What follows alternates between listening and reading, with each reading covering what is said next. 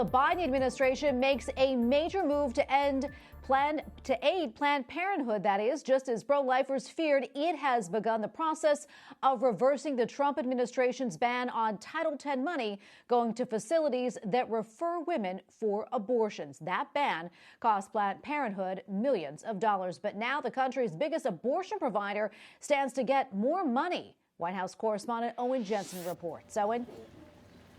Tracy, just yesterday, the FDA okayed women getting abortion pills over telehealth. And today, the Biden administration makes a move that would force pro-life advocates and taxpayers to pay for abortion providers. I asked the press secretary about that issue today.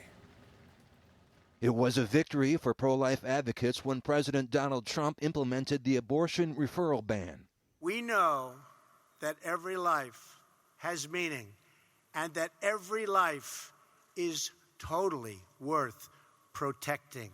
The policy prevented millions of taxpayer dollars from going to Planned Parenthood, but the Biden administration is reversing the ban. So today in the White House press briefing room, I asked this question. Why does the Biden administration insist that pro-life Americans pay for abortions and violate their conscience? First, that's not an accurate depiction of what happened. So and I know we want to be accurate around here.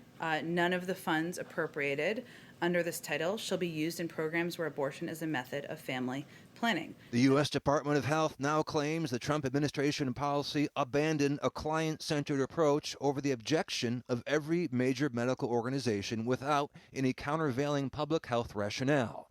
Title X's been around for decades. Its clients, mainly low-income women. You talk about equity, if I may interrupt.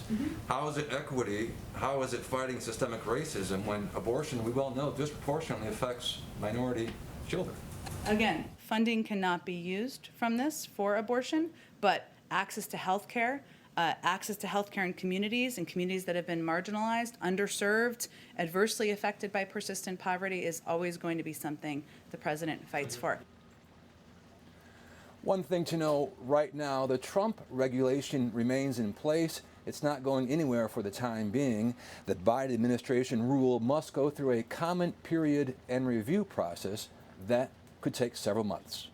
At the White House, Owen Jensen, EWTN News Nightly.